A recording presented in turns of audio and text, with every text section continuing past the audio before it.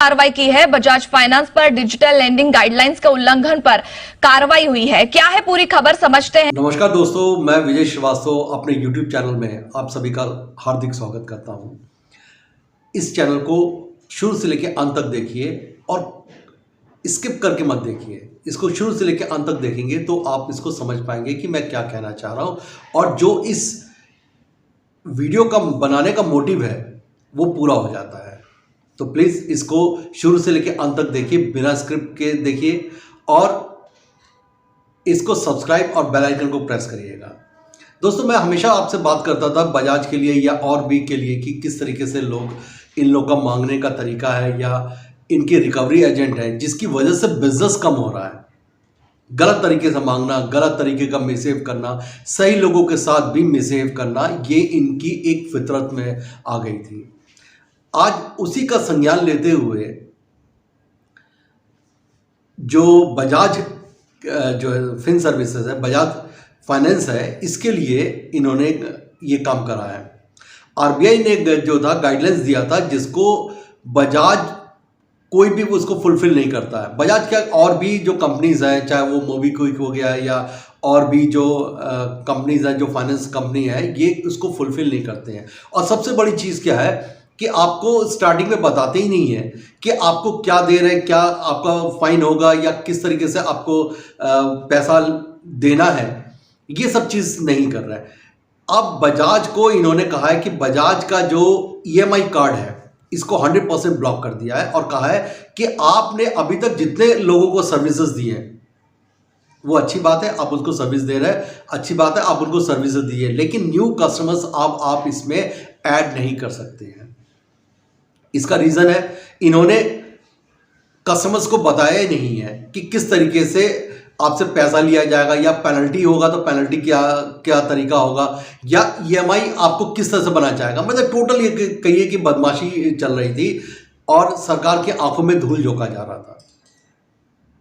मैं और लोगों की बात करूंगा लेकिन आज मैं आपको बजाज की ही बात कर रहा हूं कि इस तरीके से इन लोग ने एक धांधली मचा रखी थी जिसका आरबीआई ने इस पे रोक लगा दिया और एक एग्जाम्पल सेट करा कि और लोग भी अगर इस तरीके से काम करेंगे तो उनके साथ भी यही कार्रवाई होगा।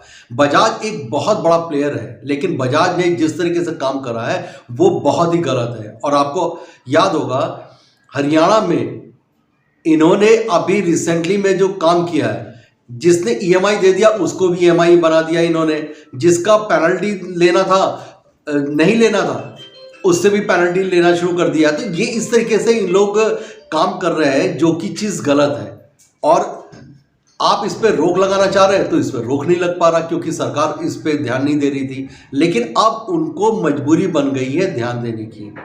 और इस ऐप को या बजाज फाइनेंस को अब आपको कहने की ज़रूरत नहीं है, आरबीआई के गाइडलाइंस के अकॉर्डिंग इनको काम करना पड़ेगा। ये काम करेंगे तो एग्जिस्ट करेंगे, नहीं काम करेंगे तो नहीं एग्जिस्ट करेंगे। आरबीआई ने कहा है कि आप अपने आप को सुधार लीजिए जिससे आपको उसको काम करना शुरू कर दें। अगर आप इसको सुधारेंगे नहीं तो फिर ये हमेशा परमानेंट बंद हो जाएगा। इसी तरीके से और भी ऐप के लोगों के लिए एग्जाम्पल सेट करा है कि आप इससे काम करना चाहते हैं, आप काम करें, लेकिन न्यू कस्टमर्स आप इसमें ऐड नहीं कर सकते। यही एक छोटी छोटी चीज़ है जो मैं आप लोगों के साथ हमेशा डिस्कस करता हूं।